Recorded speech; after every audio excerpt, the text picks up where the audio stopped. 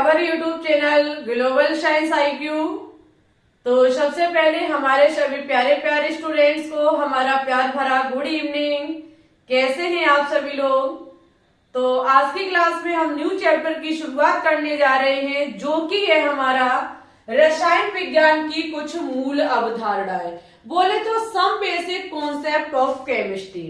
ये क्लास 11 का बहुत ही अच्छा चैप्टर है, जो कि सभी CP net, RUHS, nursing, paramedical and वही क्लास 11 और 12 के लिए बहुत ही कीमती चैप्टर है। ठीक है, और ये इसका पार्ट नंबर 1 है और केमिस्ट्री का लेक्चर नंबर 2 है। यदि केमिस्ट्री के लेक्चर फर्स्ट की बात की जाए तो हमने आपको केमिस्ट्री का इंट्रोडक्शन दिया था। वो वीडियो नहीं देखी है, प्ले लिस्ट में जाकर के जरूर देख ले, क्योंकि बेहतरीन वीडियो है। ठीक है, और आज के सबसे जो हमारा ये चैप्टर है, इसमें हम आपको पदार्थ के बारे में बताएंगे, पदार्थ का वर्गीकरण कराएंगे, यानी कि क्लासिफिकेशन ऑफ मैटर। ठीक है, तो चलिए उठा लीजिए कॉपी पेन। जैसे जैसे हम चीजों को पढ़ाते जाए, मेरे साथ कॉपी में नोट डाउन करते रहिएगा। ठीक है डियर स्टूडेंट्स, यदि हम इस चैप्टर की बात करें तो इस चैप्टर का सबसे अच्छा शब्द है पदार्थ। आपने देखा होगा केमिस्ट्री को पढ़ते समय हर जगह ये शब्द आता है पदार्थ। अब ये है क्या? जब तक आपको इसके बारे में पता नहीं होगा, तब तक पदार्थ पदार्थ कहने से कोई चीज समझ में नहीं आएगी। ठीक है, यदि हम इसे साइंस की लैंग्वेज में बात करें तो द्रव्य कहते हैं और इंग्लिश में इसको मैटर कहा जाता है। ठीक है, देखो होता क्या है कि इस पृथ्वी पर उपस्थित जो कुछ भी है वो हमारा पदार्थ है। पृथ्वी पर उपस्थित हर वह चीज जो स्थान घेरती है, जिसमें कुछ ना कुछ द्रव्यमान होता है और जिसका अनुभव हम अपनी ज्ञान इंद्रियों द्वारा कर सकते हैं, वो हमारा पदार्थ है। हमने अभी थोड़ी देर पहले भी शब्द बोला था कि पृथ्वी पर उपस्थित हर वह चीज जो स्थान घेरेगी, द्रव्यमान होगा जिसमें, और जिसका अनुभव अपनी ज्ञान इंद्रियों द्वारा कर सकते हैं, वो पदार्थ होता है। आप सोच समझ के, बहुत ध्यान लगा के अगर देखेंगे, सुनेंगे या फिर हम समझेंगे, दिमाग लगाएंगे, तो देखेंगे कि पृथ्वी पर उपस्थित ऐसी कोई भी चीज नहीं होगी जो स्थान न घेरती हो, जिसमें द्रव्यमान न हो और जिसका अनुभव हम अपनी ज्ञान इंद्रियों द्वारा न कर सके। ठीक है, फिर यदि पृथ्वी पर कोई चीज है तो वो स्थान घेरेगी। पृथ्वी पर यदि कोई चीज है तो उसमें कुछ ना कुछ द्रव्यमान अवश्य होगा। द्रव्यमान बोले तो हम कह सकते हैं कुछ ना कुछ भार जरूर होगा। ठीक है, और यदि कुछ है तो हम अनुभव ज्ञान इंद्रियों द्वारा कर सकते हैं। ज्ञान इंद्रियां 5 होती हैं, सभी को पता है।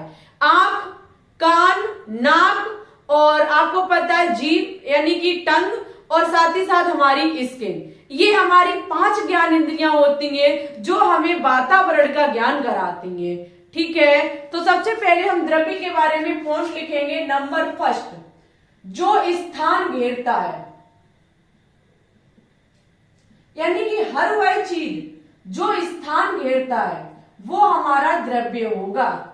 ठीक है, बोले तो मैटर होगा। सेकंड नंबर, जिसमें द्रव्यमान होता है,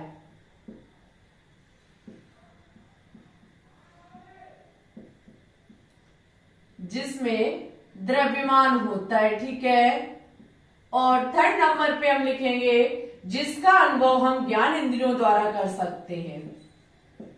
जिसका अनुभव यानी कि फील, अनुभव हम ज्ञान इंद्रियों द्वारा कर सकते हैं।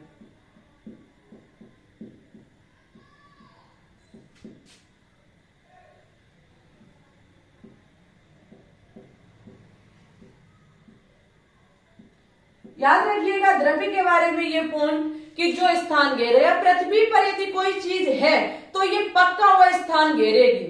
यदि वो है तो उसमें कुछ ना कुछ भार अवश्य होगा, द्रव्यमान अवश्य होगा, और हम अनुभव भी उसका ज्ञान इंद्रियों द्वारा कर सकते हैं। लेकिन अगर हम थोड़ा एक्स्ट्रा लाइन में जाएं तो हम आपको और भी जानकारी दे सकते हैं। इन पॉइंटों को 2 चीज काटती है। ठीक है, वैसे ही आपको कोई नहीं बताएगा, स्पेशल में हम आपको जानकारी दे रहे हैं। डियर स्टूडेंट्स, बात करें ध्वनि की और बात करें प्रकाश की। आपको पता है ये पृथ्वी पर उपस्थित है, ठीक है, ध्वनि भी है और प्रकाश भी है, लेकिन ध्वनि की बात करें तो ध्वनि कभी भी स्थान नहीं घेरता है। साउंड कभी भी स्थान नहीं घेरेगा। आप एक जगह क्या काम करना, हजारों डीजे लगवा लेना, हजारों डीजे लगवा लेना और देखना आप जितने सदस्य को वहां खड़ा कर सके, जितनी जगह होगी वहां सदस्य मेंबर्स खड़े हो सकते हैं, क्योंकि ध्वनि कभी भी स्थान को नहीं घेरता है। ठीक है, ठीक है। और वहीं पे ध्वनि में कोई भी द्रव्यमान नहीं होता है। लेकिन याद रखना, ध्वनि जो होती है इसका अनुभव हम अपनी ज्ञान इंद्रियों द्वारा कर सकते हैं, यानी कि कानों के द्वारा हम इसे सुन सकते हैं। ठीक है। वहीं हम प्रकाश की बात करें तो प्रकाश कभी भी स्थान नहीं घेरता है। एक बंद रूम में आप हजारों बल्ब लगा लेना, लेकिन आप उस जगह खड़े हो सकते हैं, क्योंकि प्रकाश जो होता है, लाइट जो होता है, वो कभी भी स्थान नहीं घेरता है। और डियर स्टूडेंट्स, प्रकाश को हम किसी में भर करके कभी तोल नहीं सकते, ना ही हम कह सकते हैं कि इसमें कुछ ना कुछ द्रव्यमान है। ठीक है। और लेकिन हम इसका अनुभव कर सकते हैं कि यहाँ रोशनी है या प्रकाश है, बोले तो किसके द्वारा, आंखों के द्वारा। ठीक है। और आंख एक हमारी एक ज्ञान इंद्रिय होती है। अगर ये दो पॉइंट को कट कर रही है कि स्थान नहीं घेरता है, द्रव्यमान नहीं होता है, लेकिन ज्ञान इंद्रिय को ये सही साबित कर रही है, जहां 2 वोट और जहां 1 वोट, विजेता कौन होता है, 2 वाला। ठीक है। तो याद रखना, ध्वनि और प्रकाश एक अपवाद स्वरूप भी है, पृथ्वी पर तो मौजूद है, लेकिन ये कभी स्थान नहीं घेरते और इसमें कोई ना कोई कुछ भी द्रव्यमान नहीं होता है। ठीक है। लेकिन ओनली और हम इसका अनुभव कर सकते हैं अपनी ज्ञान इंद्रिय के द्वारा। It's okay. ये एक्स्ट्रा जानकारी थी जो हमने आपको दे दी। तो यहां तक आपका क्लियर हुआ कि पृथ्वी पर यदि कोई चीज होगी तो वो स्थान घेरेगी, द्रव्यमान होगा उसमें, और हम अनुभव ज्ञान इंद्रियों द्वारा कर सकते हैं। यदि हम क्लासिफिकेशन ऑफ मैटर की बात करें, यानी कि द्रव्य का वर्गीकरण करें, द्रव्य का वर्गीकरण, अगर द्रव्य के वर्गीकरण की बात करें तो इसको 2 भागों में डिवाइड किया जाता है। ठीक है। इसको 2 भागों में डिवाइड किया जाता है, एक तो भौतिक प्रावस्था के आधार पर और एक रासायनिक प्रावस्था के आधार पर, रासायनिक के और भौतिक के। ठीक है। वेरी इंपॉर्टेंट, द्रव्य का वर्गीकरण, क्लासिफिकेशन ऑफ मैटर। सबसे पहले हम पढ़ेंगे भौतिक आधार पर। यदि हम भौतिक आधार पे बात करें तो द्रव्य को यानी कि पदार्थ को 3 भागों में डिवाइड किया जाता है, ठोस, द्रव और गैस। ठीक है। पदार्थ को 3 भागों में डिवाइड किया जाता है भौतिक रूप से, ठोस, द्रव और गैस, सॉलिड, लिक्विड और गैस। सबसे पहले हम इनके बारे में पढ़ेंगे कि ठोस, द्रव और गैस है क्या। ठीक है। इसकी स्क्रीनशॉट लेना चाहे तो ले सकते, नोट डाउन किया तो सबसे बेहतर है, क्योंकि हाथों से जो नोट्स बने होते हैं वो जितने पढ़ने में अच्छे लगते हैं, जिनसे हम सीखते हैं, उससे अच्छा पीडीएफ नहीं होती है। ठीक है। स्वयं अपने हाथों से नोट्स को तैयार करें। यदि हम बात करें भौतिक रूप से, तो अभी हमने लिखा था कि इसे 3 भागों में बांटा गया है। एक था हमारा ठोस, दूसरा था हमारा द्रव और तीसरा था हमारा गैस। अच्छा, तो अभी आपने देखा कि भौतिक रूप से द्रव्य को 3 भागों में बांटा गया, ठोस, द्रव और गैस। सबसे पहले आपको पता होना चाहिए कि पदार्थ जो होता है वो किसी ना किसी कण से मिलकर के बना होता है। ठीक है। छोटे छोटे अणुओं से मिलकर के बना होता है। यदि हम इनके गुणधर्म को पढ़ना चाहें, इनमें अंतर को पढ़ना चाहें, तो आपको पता है कि ठोस के जो अणु होते हैं, जो कण होते हैं, वो बहुत ज्यादा पास होते हैं। द्रव के जो होते हैं वो इससे थोड़े दूर होते हैं ठोस की अपेक्षा, लेकिन गैस की अपेक्षा थोड़े पास होते हैं। और गैस के जो कण होते हैं वो बहुत ज्यादा दूर होते हैं। ऐसा क्यों? तो ऐसा होता है इनके बीच लगने वाला अंतरा आणविक बल के कारण। देखना कैसे होगा, इनके जो हमारे ये ठोस, द्रव और गैस जिन जो अणुओं से मिलकर के बने होते हैं, जिन कणों से मिलकर के बने होते हैं, इनके बीच लगता है अंतरा आणविक बल। ये अंतराणविक बल क्या काम करता है? कणों को या बोले अणुओं को पास में बना के रखता है, वो यानी कि जो कण होते हैं इनके बीच अंतराणविक बल प्रेजेंट होता है। ठीक है, यदि ठोस की बात करें तो ठोस में अंतराणविक बल जो होता है वो उच्चतम होता है। ठीक है, ये अंतराणविक बल कणों को बहुत मजबूती के साथ एक दूसरे के पास चिपका करके रखता है, यानी कि उच्चतम होता है। जबकि द्रव की बात करें तो ठोस की अपेक्षा इसमें कम होता है। ठीक है, ठोस से कम होता है क्या? द्रव में अंतराणविक बल, जबकि गैस में बहुत ज्यादा होता है, बहुत कम होता है। जो गैस होता है इसमें अंतराणविक बल बहुत ज्यादा कम होता है। अंतराणविक बल जो होता है वो ठोस, द्रव और गैस जिन कणों से मिलकर के बने होते हैं उन कणों के बीच लगने वाला एक बल है। ठीक है, जैसे कि हम ठोस की बात करें तो माना कि ये कोई ठोस पदार्थ है, इसके कण जो होंगे वो बहुत ज्यादा पास पास होंगे। ऐसा क्यों? तो अंतराणविक बल के कारण। ठीक है, ये आपस में एक दूसरे से बहुत ज्यादा नजदीक होंगे, चिपके होंगे अंतराणविक बल के कारण। ठीक है, जबकि द्रव में बात करें तो द्रव के कण थोड़े से दूर दूर होंगे, क्योंकि इनके बीच अंतराणविक बल ठोस की अपेक्षा कम होता है। जबकि गैस के कण जो होते हैं वो बहुत दूर दूर होते हैं, अंतराणविक बल इनमें बहुत ज्यादा कम होता है। वहीं पे हम इनमें बात करें अंतराणविक दूरी के बारे में, ये तो था हमारा अंतराणविक बल, लेकिन बात करें अंतराणविक दूरी, ठीक इसके विपरीत होगी। अगर हम इनके बीच अंतर, इनके अणुओं के आणविक यानी कि अंतराणविक अणुओं के बीच अंतर और इनकी दूरी को देखें तो देखेंगे बिल्कुल भी दूरी नहीं है। इनके अणुओं के बीच बिल्कुल भी दूरी नहीं है, एक दूसरे से बहुत ज्यादा चिपके हुए हैं। हम कह सकते हैं ठोस के बीच अंतराणविक दूरी जो होती है वो शून्य होती है। बिल्कुल भी इनके कणों के बीच दूरी नहीं होती है, बिल्कुल पास पास चिपके होते हैं। जबकि इसमें बात की जाए तो इसमें ठोस से ज्यादा होती है, ठीक विपरीत। ठीक है, ठोस से ज्यादा होती है। और इसमें बात की जाए गैस में उच्चतम, कण बहुत ज्यादा दूर दूर होंगे, आणविक दूरी जो होगी, अंतराणविक दूरी जो होगी वो बहुत ज्यादा होगी। ठीक है, उच्चतम सर्व यानी कि सर्वश्रेष्ठ बोले तो सबसे ज्यादा होंगे। अंतराणविक बल उच्चतम होता है लेकिन दूरी शून्य होती है। ठोस से कम द्रव में अंतराणविक बल होता है लेकिन दूरी सबसे ठोस की अपेक्षा इसमें ज्यादा होती है।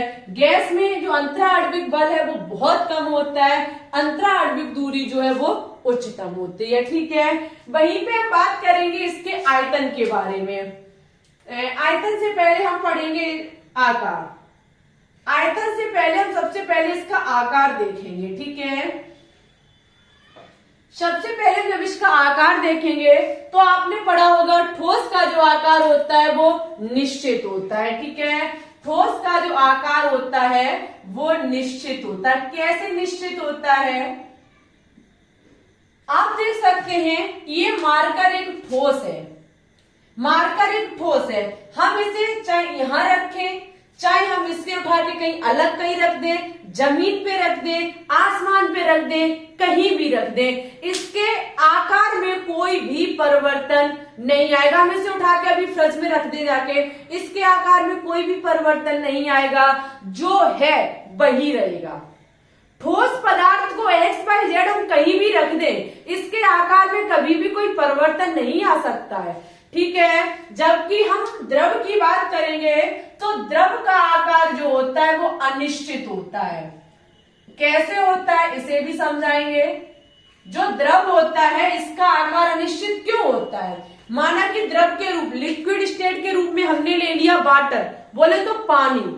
जब हम जल को ले लेते हैं, माना कि हमने एक गिलास में जल लिया, वो गिलास के आकार का रहेगा, यानी कि जब तक वो गिलास में है तब तक पानी गिलास के आकार का रहेगा, और जैसे ही पानी को हमने जमीन पे डाल दिया वो तुरंत फैल जाएगा, उसका आकार बदल जाएगा। स्थान बदला, आकार बदल गया। उसी पानी को हम किसी भगोने में रख देंगे, वो भगोने का आकार ले लेगा। उसी पानी को हम अदर कहीं जगह रख देंगे, वो उसी की तरह हो जाएगा। यानी कि जगह परिवर्तन, आकार परिवर्तन। ठीक है, द्रव का आकार कभी भी निश्चित नहीं होता है। जबकि यही हाल हमारा कुछ गैस का भी होता है।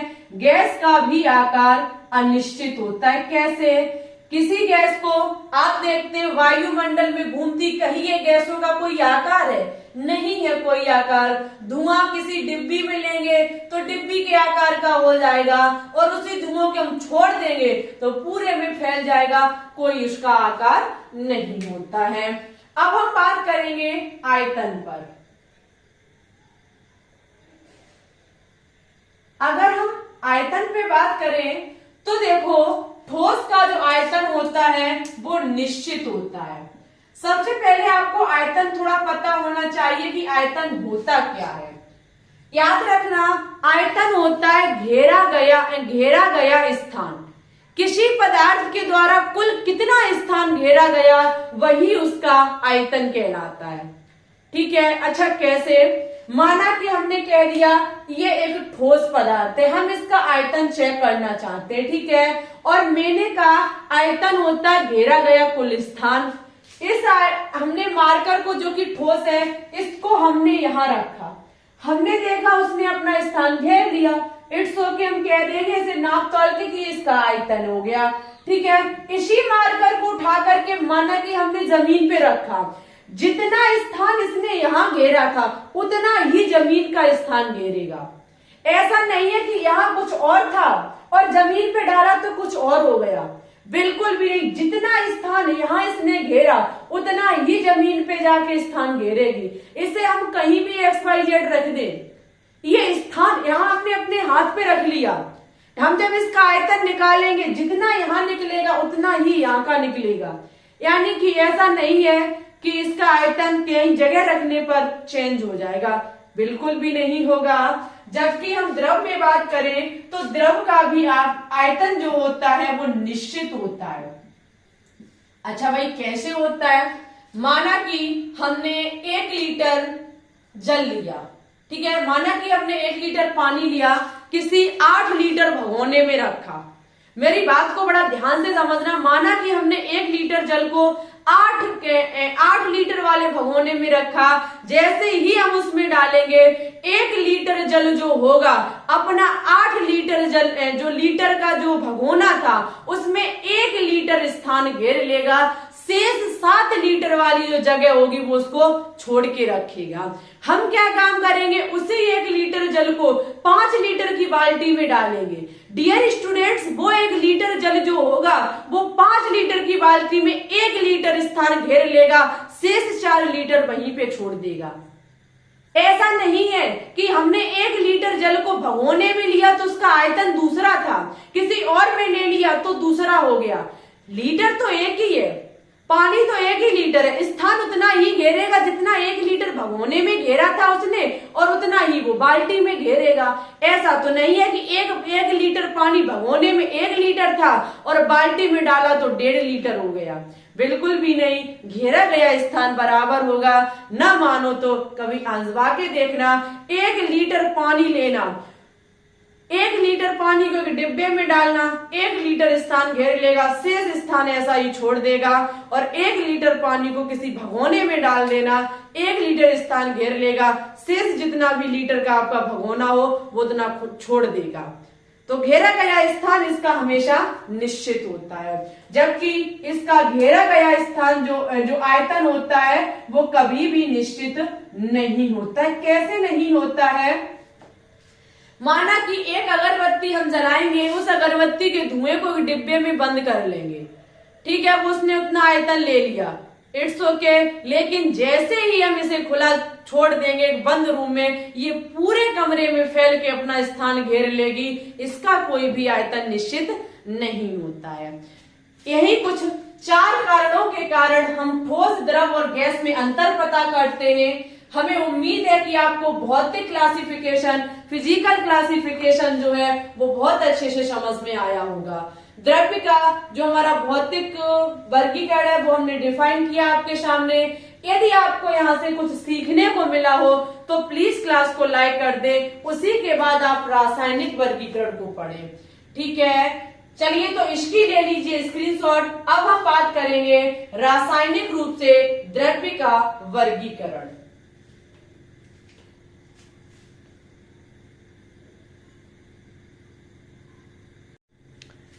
चलिए तो अब हम देखेंगे रासायनिक रूप से वर्गीकरण किसका, द्रव्य का। ठीक है, अच्छा रासायनिक रूप से इसका वर्गीकरण क्या है?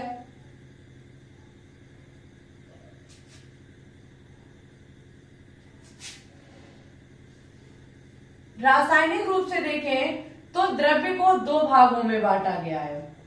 रासायनिक रूप से द्रव्य को दो भागों में बांटा गया है, शुद्ध पदार्थ और अशुद्ध पदार्थ। ठीक है, शुद्ध पदार्थ और अशुद्ध पदार्थ। शुद्ध पदार्थ यहां लिखोगे, अशुद्ध पदार्थ। सबसे पहले हम इन दो पे बात करेंगे, उसके बाद आगे बढ़ेंगे। ठीक है, यदि हम शुद्ध पदार्थ की बात करें तो शुद्ध पदार्थों में जो घटकों का अनुपात होता है वो निश्चित होता है। ठीक है, घटकों के द्रव्यमानों का जो अनुपात होता है वो निश्चित होता है। इतना इंपॉर्टेंट नहीं है शुद्ध पदार्थ और अशुद्ध पदार्थ, बस आप इतना याद रखना कि प्योर सब्सटेंस क्या होता है, फिर प्योर मैटर क्या होता है। तो हमने आपको बता दिया कि घटकों के द्रव्यमानों का जो अनुपात होता है वो निश्चित होता है, और यहाँ पर पदार्थों का जो अनुपात होता है वो अनिश्चित होता है। यदि हम अशुद्ध पदार्थ में बात करें तो इसमें आता है हमारा मिश्रण। आप जब क्लासिफिकेशन पढ़ेंगे तो शुद्ध पदार्थ और मिश्रण के बीच पढ़ेंगे, न कि अशुद्ध पदार्थ के बीच। याद रखना, यहाँ पे अशुद्ध पदार्थ ना होकर के आप मिश्रण भी लिख सकते हैं और अशुद्ध पदार्थ भी लिख सकते हैं।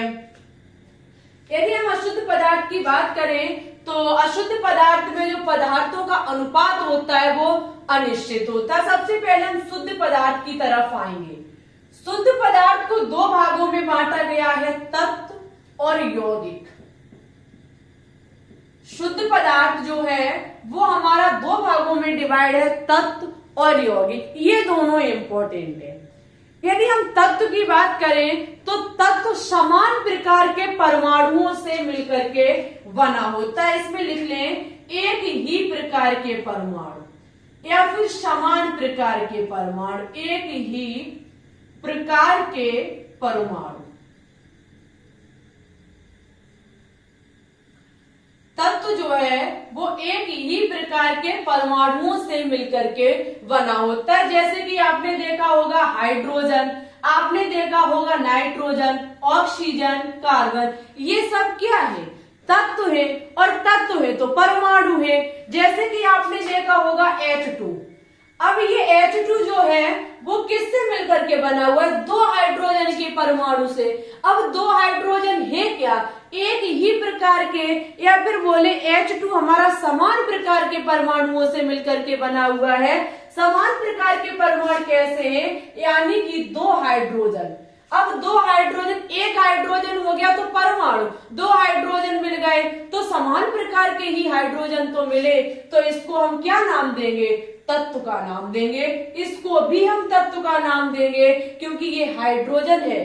ठीक है, माना कि N2 आपने देखा होगा, ये भी हमारा एक तत्व होता है क्योंकि समान प्रकार के परमाणुओं से मिलकर के बना हुआ है। ओके, वहीं पे हम यौगिक की बात करें तो यौगिक हमारा विभिन्न तत्वों के, यहां नोट डाउन करना क्या होता है, विभिन्न तत्वों के, विभिन्न तत्वों के दो या दो से अधिक परमाणुओं का निश्चित अनुपात। विभिन्न तत्वों के दो या दो से अधिक, दो या दो से अधिक परमाणुओं का निश्चित अनुपात।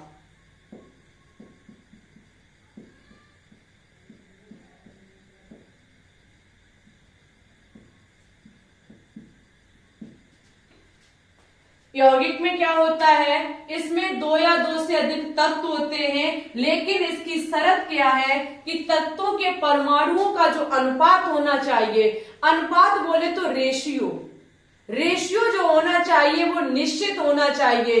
कैसे, समान नहीं, विभिन्न तत्व, ये रहा हाइड्रोजन, ये रहा ऑक्सीजन, ठीक है। आपको पता है ये मिलकर के H2O बनाते, बोले तो जल बनाते, लेकिन इनका रेशियो जो है वो निश्चित है कि जल का निर्माण तभी हो सकता है जब हम 1:8 लेंगे। हाइड्रोजन जो हमारा होता है वो 1 और ऑक्सीजन 8 होता है। कैसे होता है, आपको पता है हाइड्रोजन का परमाणु क्रमांक, वो परमाणु भार जो होता है वो 1 होता है, 2 हाइड्रोजन है तो 2 हो जाएंगे, और ऑक्सीजन का होता है 16, कट करेंगे तो 1:8 निकल के आएगा। जल का रेशियो निश्चित है, जब तक हम 1:8 नहीं लेंगे तब तक वाटर का निर्माण नहीं हो सकता है। और यौगिक कहता है कि विभिन्न दो तत्वों के परमाणुओं का निश्चित अनुपात होता है, ठीक है। तो ये चीज very important and most important है कि यौगिक बनाते समय अनुपात निश्चित होना चाहिए या फिर अनिश्चित। तो यौगिक बनाते समय परमाणुओं का जो अनुपात होना चाहिए वो निश्चित होना चाहिए, ठीक है। और वो भी किसका, तत्वों के परमाणुओं का। ऐसा नहीं है किसी पदार्थ को उठा के हम ला दें और यहाँ पे रेशियो करें और बस हो गया काम, बिल्कुल ऐसा नहीं चलेगा। यहाँ पर तत्वों की बात की जाती है। तत्व बोले तो एक समान प्रकार के परमाणु, और ये हमारे 118 हैं। ओके, ये हो गया हमारा शुद्ध पदार्थ। हम बात करेंगे अब अशुद्ध पदार्थ पे। हम बात करेंगे अशुद्ध पदार्थ पे। तो अभी मैंने कहा कि अशुद्ध पदार्थ जो है उसे हम मिश्रण भी कह सकते हैं, और इसमें पदार्थों का कोई भी निश्चित अनुपात नहीं होता है। यानी कि बात तत्व और परमाणुओं के बीच बातचीत थी, और यहाँ पे पदार्थों के बीच होगी। मिश्रण आपको पता है 2 भागों में डिवाइड है, समांगी मिश्रण और विषमांगी मिश्रण। समांगी मिश्रण होता है और हमारा विषमांगी मिश्रण होता है। कैसे होता है, यदि हम समांगी की बात करें तो देखो, जरा हम दूसरे तौर पे जाएंगे, 2 पदार्थों का अनिश्चित अनुपात। आपको पता है कि जब हम हमारे घर पे माना कि कोई गेस्ट आ गए तो आपने देखा होगा शरबत बनाया जाता है। उस शरबत में हम क्या काम करते हैं, 2 पदार्थ लेते हैं, एक तो हमारा वाटर होता है और एक हमारा जल, वो सॉरी एक हमारा जल होता है और एक हमारा चीनी होता है। जब हम जल में चीनी को डालते हैं तो अच्छा बताइएगा क्या हम उसे तौल के डालते हैं? तो ऐसा बिल्कुल भी नहीं है, हम अंदाजा अनुसार डालते हैं। और जब हम कोई चीज अंदाजा अनुसार करते हैं तो वो निश्चित नहीं होती है। बताओ तो किसी इंसान के स्वाद अनुसार ज्यादा हो जाए और किसी इंसान के स्वाद अनुसार कम हो जाए, क्योंकि हमें उस चीज को फिक्स अंदाजा नहीं है ना। मुझे पता है कि वो इंसान इतना ही स्वाद की चीज को खाता है। अगर पता हो तो चीज को तौल के काम करना पड़ेगा। जहां पे चीज को अंदाज से डाला वो चीज हमारी अनिश्चित में आ जाएगी, ठीक है। तो वही हमारा मिश्रण वही होता है, जैसे कि शरबत का निर्माण, शरबत को बनाते समय हम पानी और चीनी को कभी तौलते नहीं। अगर ऐसा करेंगे तो आए हुए गेस्ट घर भी वापस चले जाएंगे, शरबत तैयार नहीं हो पाएगा। क्योंकि भाई तराजू लाइए, पानी को तौलिए, उसके बाद चीनी को तौलिए, अंदाज से काम करिए तो बहुत ज्यादा टाइम लग जाएगा। यहाँ पे शरबत बनाते समय हम जो काम करते हैं वो अंदाज से करते हैं। सब्जी में डाला हुआ नमक ये भी हम अंदाज से करते हैं, ठीक है। कभी कम हो जाता तो कभी ज्यादा हो जाता, कभी फिक्स बैठ जाता। समांगी मिश्रण की बात करें तो इसमें जब हम 2 पदार्थों को मिला देते हैं तो इनके पदार्थों का जो संगठन है वो एक समान होता है, यानी कि समान संगठन। कैसा होता है, समान संगठन। माना कि हमने किसी पानी में चीनी को डाल दिया या फिर किसी पानी में हमने नमक को डाल दिया। आप चाहकर भी यदि उसको एक बार घोल दिया तो चाहकर भी आप अलग नहीं कर पाएंगे, चाहे 1000 कोशिश कर लेना। जितना पानी था, जितना चीनी था उसमें, आप चाहकर भी उसे बाद में अलग नहीं कर पाएंगे, क्योंकि ये एक दूसरे में इस प्रकार से घुल जाते हैं कि उनका समान संगठन हो जाता है। एक किसी भी क्या कहते हैं उसको, किसी गिलास को लेना और उसमें चीनी को घोल देना, आप नीचे से टेस्ट करना समान होगा, बीच वाले हिस्से से करना समान होगा, ऊपर वाले हिस्से से करना समान होगा, क्योंकि ये जो होता है वो समान संगठन रखता है। ठीक है, एक बार चीनी या नमक को जल में घोर दिया तो वो समान संगठन कर लेते हैं, जैसा जल वैसा चीनी, कोई किसी में फर्क नहीं रहेगा। कहीं से भी टेस्ट करना, ना आप चीनी को देख पाएंगे ना आप जल को देख पाएंगे। ठीक है, अगर बात करें विषमांगी की तो इसमें असमान संगठन होता है।